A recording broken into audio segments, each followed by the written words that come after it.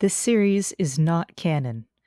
This means it does not follow any official storyline and is not to be taken as the real story. Any and all pre-existing characters in this series are their own interpretations. Enjoy the show. Peace is something that every hero strives for. I am no such hero, because I found all this peacetime to be mind-numbingly boring. I had gotten my old powers back, sure, but I felt it was being wasted on me. With the Xenophanes' frequent absences and having such a small portion of land, I felt I couldn't be the godlike being I truly desired to be. Despite my complaints, I had one saving grace. Xenophanes left us one red ring that we could use over and over should we want to go elsewhere. I figured he got tired of piracy and Majin asking to go to Planet Freedom. I used this red ring to visit other universes in my spare time, but even this didn't cure my boredom. There had to be something else I could occupy myself with, but with Xenophanes being gone for so long, it was impossible to do much of anything. Before long, we had another resident enter the zone. This one was much sneakier about it, for I only noticed them when they started taking portions of my zone without me noticing. When I went to investigate, I found the new resident making her zone using bits and pieces of other zones, looking like she was making a quilt out of various biomes. My curiosity was piqued, especially since this creature was of such incredible size. She was taller than Black Sun, though it was only because of how long her legs were. It didn't take long to strike up a conversation with this new resident, and I came to know her as Skinwalker. I visited her almost every day, always wanting to know more and more about her. At times I felt that I annoyed her with my constant questions, but at the end of the day she didn't mind them. These frequent visits, however, began to yield more than just curiosity. At first, I didn't think much of it. I am a curious being by nature, so I thought the attachment I was feeling was merely curiosity and nothing more. As time wore on, I found this feeling only grew instead of fading. I found myself admiring her face, especially those pure black eyes of hers. Oh no, something was not right. What is this feeling? Why did I shiver upon the sight of her? It couldn't be fear, for I enjoyed being around her. Why, I enjoyed the mere thought of her. Something about her made my eyes bleed. But what could it be? Why was this happening to me? Soon I was able to deduce what had suddenly come over me. I had fallen in love. I holed myself up in a cave and tucked myself into a ball as I tried to contain these feelings. It felt wrong for a creature like myself to be in love, especially since I was the one who had tried to uphold the standard of being a true EXE. Now here I was repressing my feelings like some hopeless fool. What was I to do? Isolation was the only remedy, I thought, but Skinwalker eventually came looking for me. She found me in my cave, all tucked in a ball. Oh, what a wreck of nerves I was. I was practically blubbering my confession as I told her my feelings for her, and, thankfully, she took it well. There we sat together, and she comforted me as I continued to be a worried mess of course.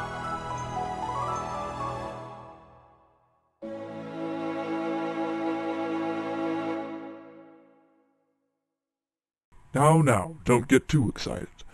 I won't share the details of my relationship with her, but I will tell you that the two of us became very close. Majin and Piracy weren't too enthusiastic about this development, but it mattered not. For the first time in a long time, I felt I truly belonged. With her, time passed a lot faster, and was much more enjoyable than just moping around my zone. We even moved our living space underground, just in case Xenophanes came back. I was once again making statues, writing poems, and exercising my abilities as normal thanks to her, and I had never been better. Then came the time, of course, where we came to that fateful crossroad that every couple comes to pass. We loved each other very much, and we both desired to have something between us to bind ourselves together. We both knew that there may be consequences, and there was sure to be backlash from the others. It was a risky decision, but we did not make it unprepared. It was on the night of the 25th of October when we conceived Malik, our firstborn son. He was so very small in our oversized hands, and Skinwalker adored him the moment she saw him. Alas, we were only able to hold him for a moment before we rushed to Planet Freedom to find him a temporary home. We ran deep into the forest in the Land of Darkness in hopes of finding a secluded cabin, and we were in luck. There, deep in the forest, we found 2 foxes to take care of our son. Skinwalker and I were saddened that we couldn't provide the home life we desired for our little one, but this would have to suffice until further notice. Skinwalker was able to check in on Malik and his guardians for some time as he lived his early childhood in the woods. It would be a few years until Xenophanes finally came back. When Xenophanes returned, he had that familiar fire in his eyes that I had only seen when he was rampaging around Planet Freedom. He found his thirst to kill, and he took it out on me and the other residents. He had gotten word that a few of us were tampering with other universes, so he made the rounds and punished each one of us terribly. Margin, the Piracies, Centipede, and I all suffered at Xenophanes' hand, and with this unannounced punishment he severed any form of friendship with us. He had gone back to his base instincts, and was just like when I met him so long ago in the world I called my own. He punished me by sending me into the nothingness, which is different from the void. It is self-explanatory, for there is literally nothing to be had in that dimension. I couldn't escape, even with my illegal instruction ability. I could, however, open a viewing portal to look into the dead zone, but I would soon see something I wish I hadn't.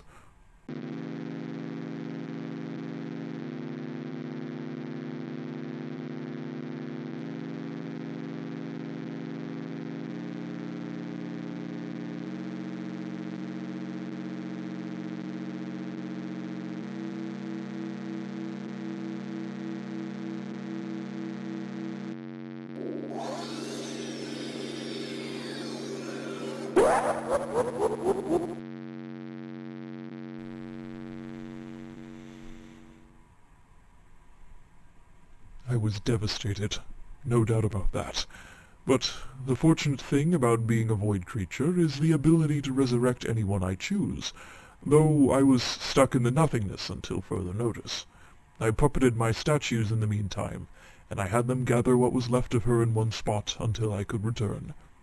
All I could do now was pace about and worry until I was freed. In the meantime, Martian and Piracy came together and decided they had enough of Xenophanes' suddenly violent ways. Piracy managed to gain access to a copy of Sonic Origins, which would serve as the perfect place for us Dead Zone residents. It had all the classics, Sonic 1, 2, 3 and Knuckles, and Sonic CD to boot. While I was trapped, they set up this collection of games for us to inhabit. After a month had passed, I was allowed to return to the Dead Zone. As quickly as I could, I resurrected Skinwalker, bringing her back to health, just as I had left her. There wasn't much time to celebrate, though, for a brand new world was just waiting to be inhabited. It was then we moved out of the Dead Zone for good. I entered the Sonic 1 portion of Sonic Origins, and a wave of nostalgia hit me. I was taken back to when I entered this world for the very first time, knowing nothing about who I was and what my surroundings were. Now I know everything about this world. I knew every zone, every plant, and every pixel, and I knew how to make it my own. Once more I could be the absolute ruler of this entire dimension, and reclaim the glory that was rightfully mine. Oh, yes, I wasted no time turning green hills into horror hills in a matter of seconds. The plants grew eyes and mouths, the trees warped and twisted into the form I desired, and the depths of the world became the new vessel for the void. In the next minute I was constructing my temple in the marble zone, making it grander and more spectacular than the last. I felt so free, and it felt so right. I once more had control of a world that was truly my own. But there was something else afoot. My son was in danger.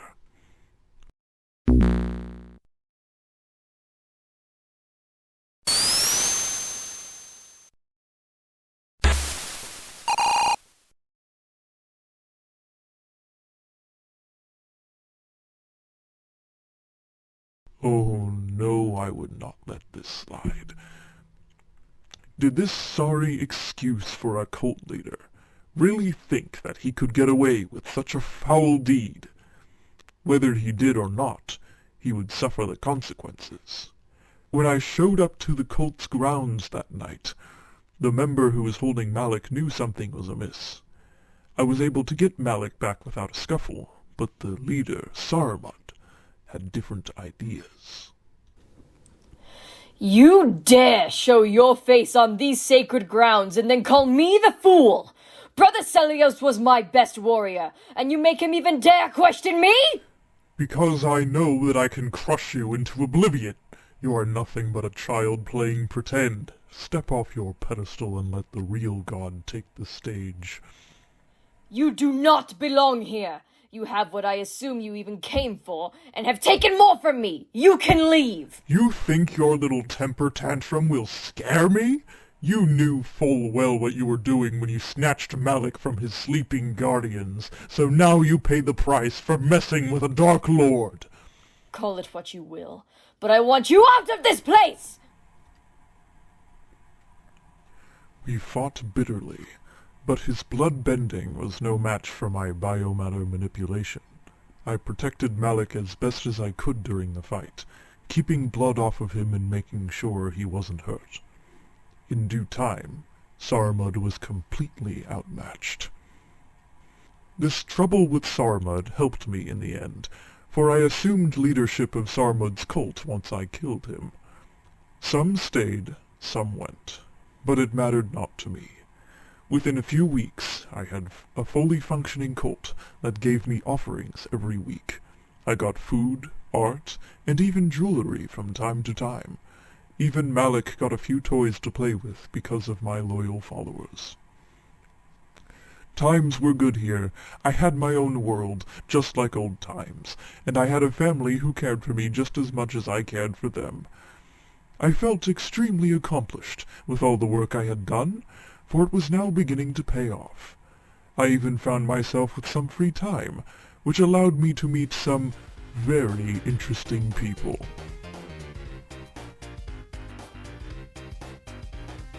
Why are your cards like that? Like what? Like that. Because if I put any more over here, they would have gone off the table. But you could just pull out 7 cards without laying them out like that. Why are you questioning why I lay them out? Just put a card on the table! Yes, I partook in playing games with other creepy lookalikes. MX is the dim-witted, hard-headed brick wall of the group, and he was the one I met first. We invited Hypno to join us one night after our time in the bar, and Hypno invited a lost trainer named Gold. During one of our excursions, we met Keith, a young crow creature who was running from the interdimensional police. We picked him up out of pity, but he ended up being a permanent part of our group. A dragon named Dot also joined our group, and she often took care of Gold and Keith while the rest of us shouted over our cards. Together, we explored digital space, playing any games that took our interest. We became known as the Pastanite crew, and we were hardly seen without each other.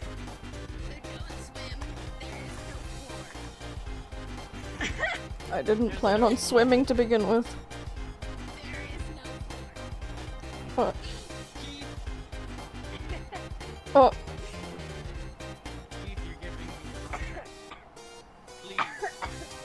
What are they doing now?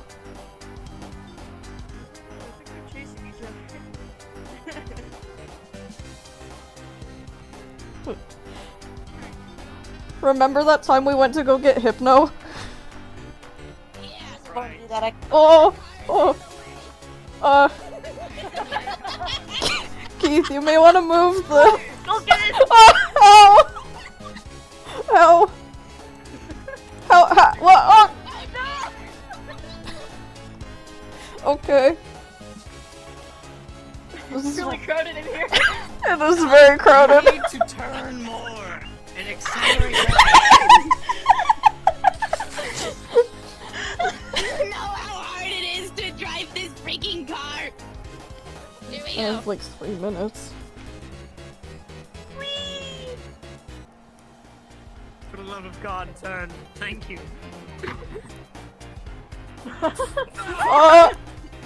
What is happening? Oh. We're turning around and we're going back. MX, we're gonna crash. No, we're not. We're fine. Oh no! Oh, there's the dragon. What? I can't see past your spines. Look out the window. Oh, Look out the window. I'm trying. MX, you're a terrible driver. You wanna try? Oh! Nope. No, oh! Ah! I mean, I can swim. I just... Nope. Okay. Come on. I don't swim well.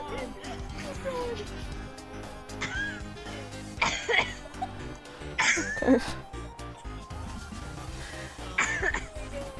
That was mildly entertaining. But also terrifying. There was no entertainment, just terrifying. There he is. You're late. You're late. We were playing hangman. We wanna finish this round or no? No. It doesn't have an A or an E. Could you possibly spell it? Oh. Oh!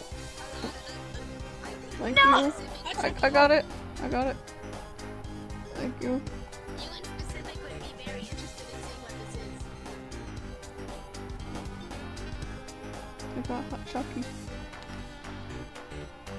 Aww. Is there an L? There is an L.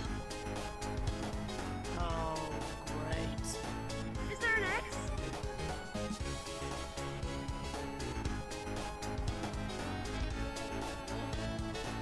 I would like to guess the phrase.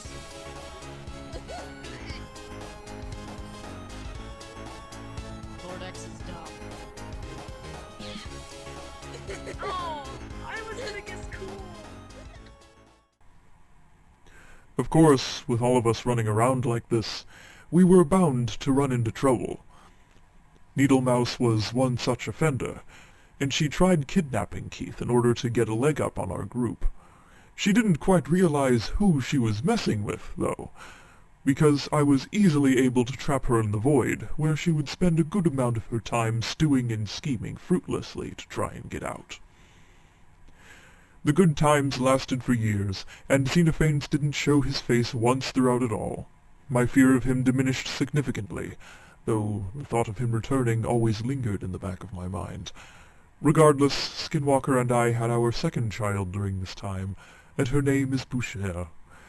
She proved to be much more troublesome than her older brother, for I would often catch her teleporting off someplace almost dangerous.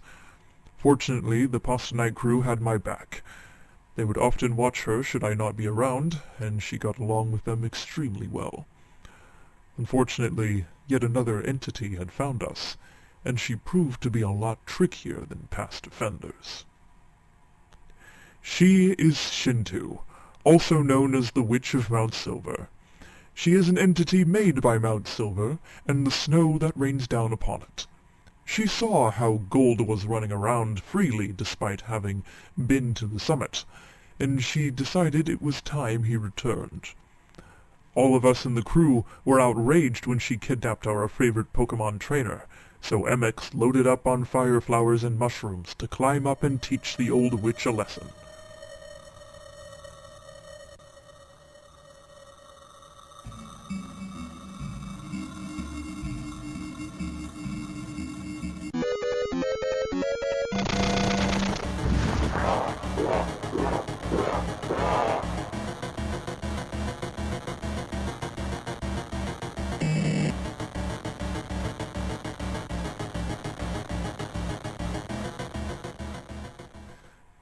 After a fiery beatdown, MX sent Shintwo into his world, but even that wasn't enough to keep her from causing trouble.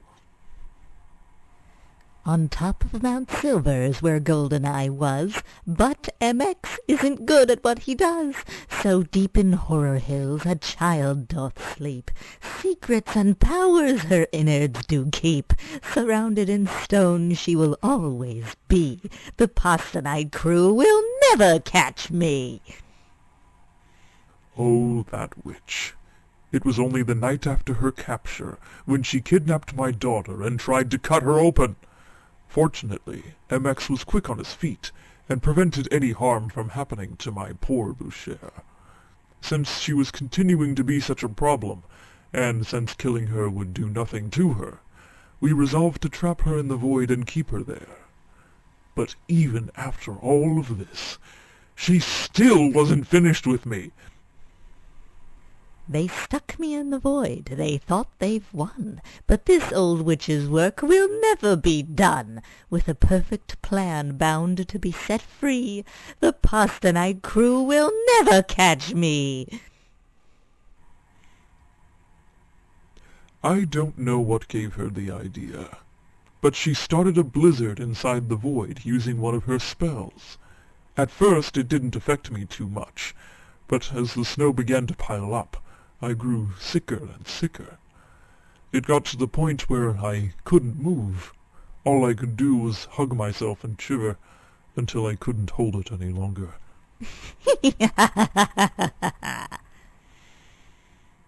They took advantage of my weakness and stole Boucher again, only this time she was successful with her operation. Using Needlemouse as the perfect distraction, she took my daughter to Mount Silver and took a piece of the void from her by making an incision down her chest. There was no telling what she was planning to do with it, but thankfully she didn't get the chance. MX once again came to my aid, this time accompanied by Hypno. They sought out Shintwo and punished her for me, but they were at loss with what to do with her. Conveniently, though, a man I would come to know as the shopkeeper arrived at the scene. He took advantage of Shintwo's weakness from fighting MX and started chucking Pokeballs at her, and after 420 attempts, the shopkeeper finally caught her.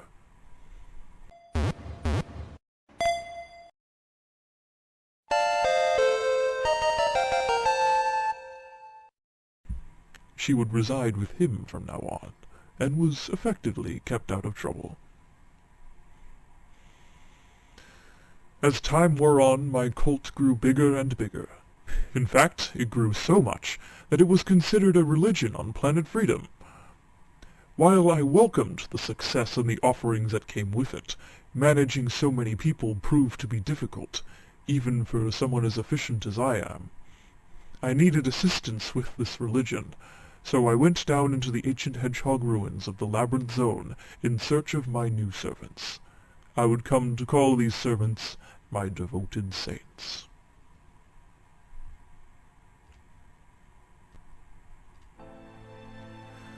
My first saint, and my most powerful one, is Father Devotus Service. His soul was naturally powerful, so much so that I couldn't put it in your standard flesh vessel. I constructed a statue instead, and he stands 30 feet tall in the middle of a place called the Priest's Plaza.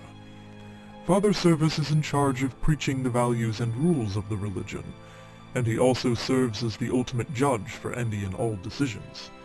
If he needs my guidance or my answers, he can consult the Tome of the Lord, which is a massive stone book that he alone can read.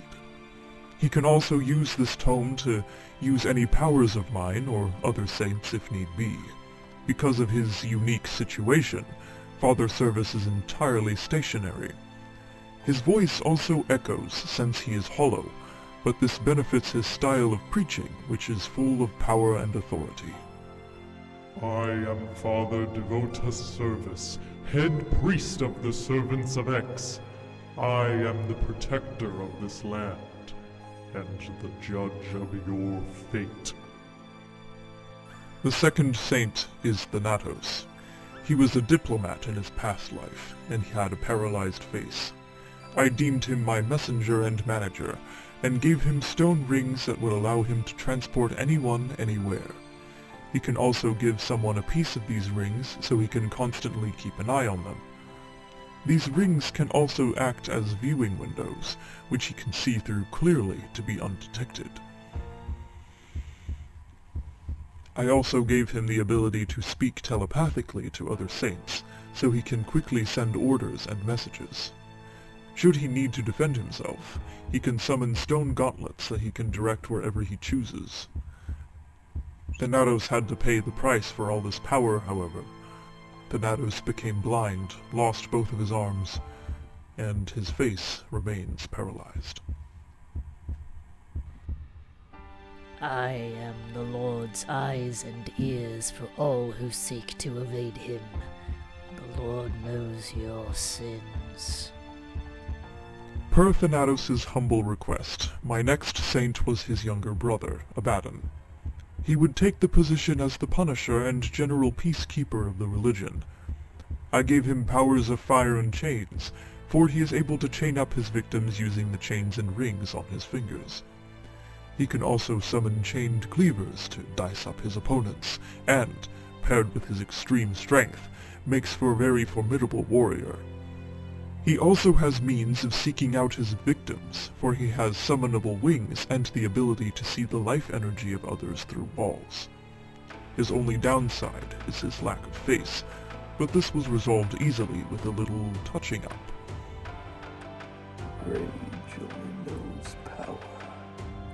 My power is the Lord's wrath, and wrath knows absolutely no limits.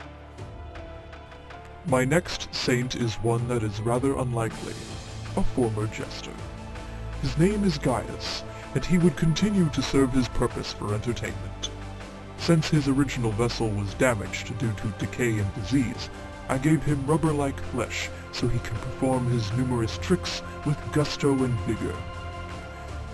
He also has numerous summonable items, but his main items are a pair of paintbrushes.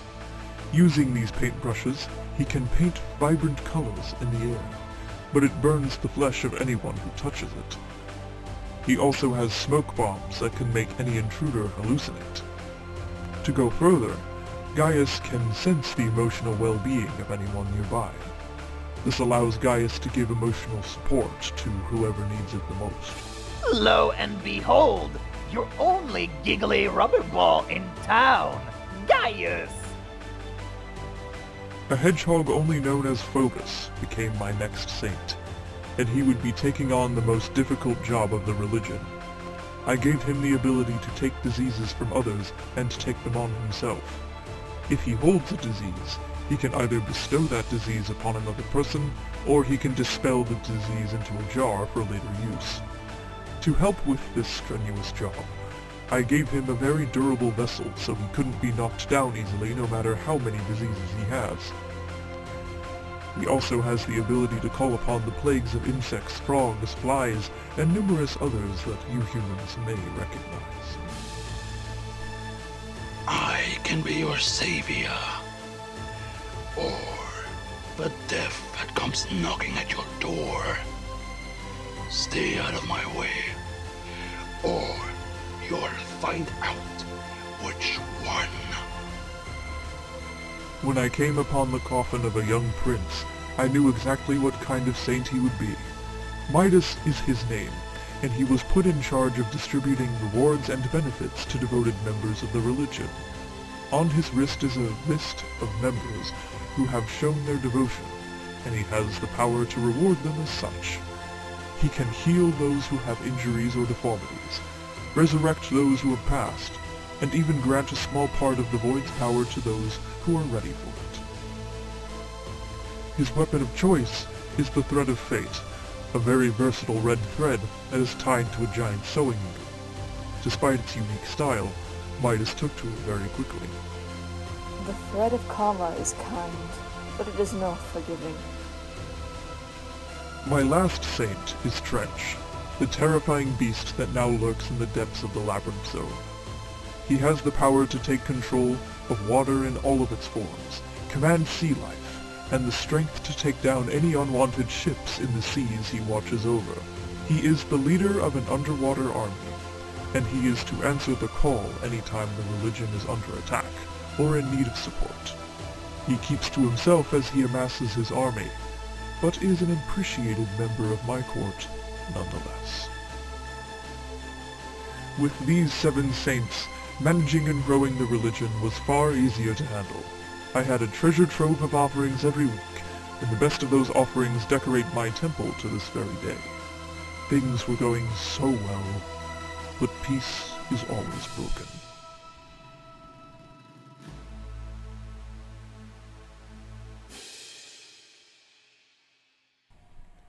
Xenophanes, after his long and welcome absence, finally returned during one of my outings with the Postonite crew. They were helping me watch my daughter, and when Xenophanes saw her, he was disgusted. He said I had gone soft, and decided to send his spies after me to see what I was getting up to. These spies were easily recognizable, for they resembled the husks of his former victims. In order to keep my family safe, I stayed in the cult grounds, pretending to go about my days as usual. This would take a toll on me as the days grow longer, and I found myself missing my family back in my own world. Eventually, Xenophanes called off his spies, since I wasn't doing anything interesting, and I was finally able to relax. Xenophanes would continue to interrupt our outings, and each time he did, nothing good came of it. At one point, MX had enough of Xenophanes' shenanigans and constant teasing, and began fighting him with the power of his superstar. Though it was a very rash decision, the rest of us joined in. And to our surprise, he was killed. But this was a pleasant surprise. It was incredible. I never thought that Xenophanes could be killed at all. I checked thoroughly for him, and there was not a single bit left of him. MX's superstar had weakened him to the point of destruction. Now that he's gone, I can do whatever I want. Nothing in the universe can stop me now. I was already beginning to make plans to advance on the land of the sky, and eventually take over the whole of planet Freedom. Word of my plans got out fast, so fast that the Land of the Sky began sending me requests to negotiate peace with them. Alas, I had made my decision, so I ignored all of them. I had my eyes set on those floating islands, and they were going to be mine. One negotiator came to me, however, and it was none other than Professor Prower himself. In these long years since he aided me, his health was deteriorating quickly. He could barely fly and walk on his own, and he came to me with the aid of another fox named Tanya. He implored me to be wary in my conquest, wishing that no harm came to his nephew and, to greater effect, Sonic. Since he had my respect, I heeded his humble request. I took him home afterwards, and we had a nice conversation, just like old times. Though I'm still surprised that you took to caring for hedgehogs like ourselves. Not all hedgehogs are perfect. No, certainly not. Prower? Prower! Prower! I didn't know it would be my last. Now, I had offered years before this event to resurrect Prower, but he refused. He said to me that if he died of natural causes, such as old age, that he would not want to be resurrected. He was aware that his death would mean unleashing the uncontrollable Fleetway supersonic, but he did not feel the need to stay on this planet any longer. He was ready to move on. Wrought with grief, I held a funeral in his name, and I would make sure from this day forward that no one would forget the name of Professor Ferdinand Prower. He had done too much for me and so many others just to be forgotten to the sands of time. I constructed a memorial for him, and beneath it, his body rests in solemn solitude. In honor of Professor Prower, I shall echo one of his greatest values. There is value in all life, no matter how big or small. Every single one is deserving of a second chance. It felt wrong to continue my plans of conquest after his death, so I postponed my plans until further notice. It would be a few days before I would be back to my usual self. For the next few weeks, things were as peaceful as I wished it to be. With the comforting thought that Xenophanes was gone for good, Skinwalker and I had our third and last child. Their name is Azariah, and they were feisty from the very beginning. However, it was only 3 days after their birth that the greatest tragedy struck. Skinwalker, Malik, Moshe, Azariah, all of them were taken from me. Not a trace left behind, except an accursed red ring. Xenophanes wasn't dead. He had duped me, twice. He had never called off his spies. He kept them there and continued to watch me up until this very moment. He faked his death and continued to stalk me from the shadows, waiting for the perfect moment to strike. With pain and distress wreaking havoc through my mind, I ran to my friends in digital space, explaining through my bloody tears what had happened. Everyone was willing to help, but they had no clue how, until that little fox showed up. That brat fox was spying on us, even now. He couldn't speak, so we gave him pencil and paper to try and explain himself. We asked him question after question, and went around in circles trying to figure out what the little runt was trying to say. At the end of the day, we deduced these few clues. My family was alive, but they were being held in a place that no one could reach. Only a red ring could take us there, but Xenophanes won't allow it. They would never be released. They would be kept there forever. If anyone tried to break them out, everyone would die. After figuring this out, I returned to my temple and fell to the floor, unable to carry myself any farther. I did nothing but sob, for I found no strength to do anything else. My whole body ached with the mere thought of my family, which I was constantly reminded of thanks to the decorations and the toys that lay about the rooms of my temple. MX came and tried to help me up, but it was a fruitless venture. My grief was far too heavy for even the likes of him to carry. Eventually, however, my friends came to my aid. Hypno, Gold, Keith, Dot, they all came to support me. I was reminded of Professor Prower when he came to help me so long ago. He was the only one who took care of me when I was exiled, even when every resident of the Dead Zone walked out on me. Now I had a whole group of friends who came to lift me up when I fell to Xenophanes' hand once more. Majin and Piracy also made their appearance, for they had gotten word of my recent tragedy. They offered a fusion between the three of us, should I want to strike Xenophanes back, but I had agreed to speak with Xenophanes before I made any actions. This was the one request he fulfilled, but the conversation we had shook me to the very core. His words were like poison to my ears. I know what this is all about now. It's all just to fill a hole inside of you. It's no wonder she needed space. Now that you've three little rats running around, they're just a distraction. No matter how much you have, it will never be enough. I know what you are. You will only ever be second place. I had tried my hardest to reason with him, but my efforts were to no avail. He was disgusted with what I had become, and he judged my every action. He wanted me to return to my roots, to discard my family and friends, and to become the ruthless killer that he said we were meant to be. I couldn't let it all go.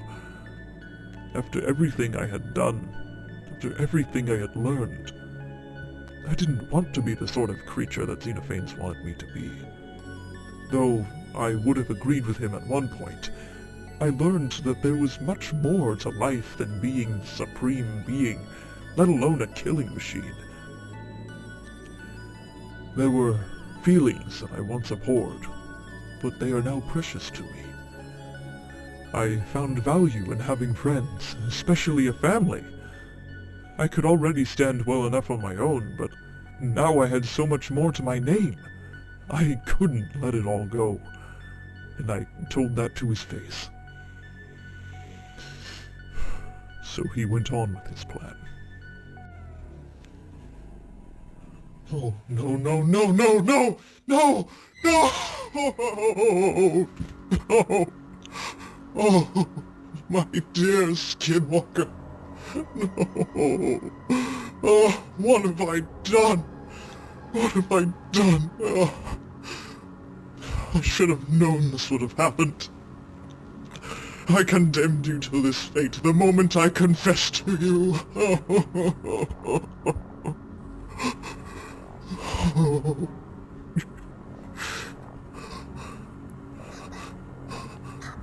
No, Malik, Bashir, Azariah, no! No, not you too!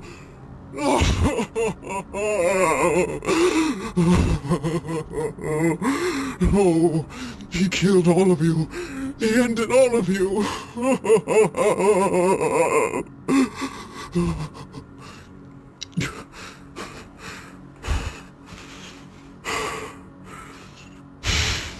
No!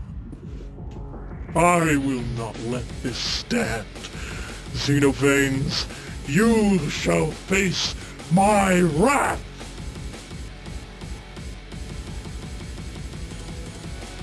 Majin, Piracy, and I fulfilled our fusion, making the powerful entity we came to know as Soul Source. The others also came to my aid, MX with his superstar and fire flowers, Hypno and Gold with their psychic powers, Heath with his singing ability, and Dot with the might of the dragon she truly is. All of us made one final onslaught onto the crystalline offender, and we sought to knock this bully off his pedestal once and for all. His power was once thought as something that was unmatched, but with all of us together we overwhelmed him. Even when his crystals appeared, we still fought with all of our might, all of our rage, and with the vengeance we had been bottling up since the day we laid eyes on him. Finally, he was defeated. We taught him his lesson, but I still had work to do.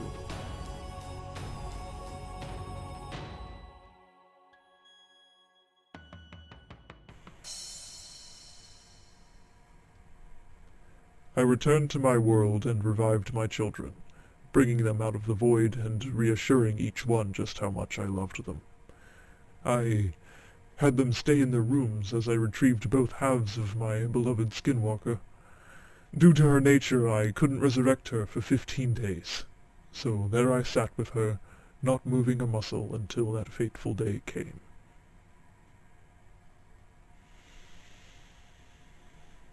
Skinwalker! Hello, my lord. Mama! Finally, it was officially over. My family was back together again. Peacetime followed after this terrible event, and it continues to this day. My religion is flourishing every day, and I did take over the Land of the Sky without harming Sonic or Tails. I now have the whole planet in the palm of my hand. Well, mostly. There are still several places that could be conquered, but it is not my priority. Besides Planet Freedom, I continue to play with mortals from beyond the screen, and my world is always filled with the terrified souls that I get to torture. With my recent revisions, my methods are always evolving and growing.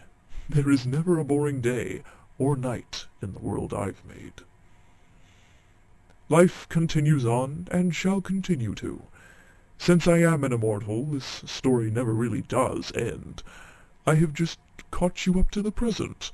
It's been a very lengthy and interesting existence already, so I can only wait with eagerness for what the future may bring. After all, Earth is a place I'd like to visit, my final frontier and my greatest achievement. All I need is someone to let me out.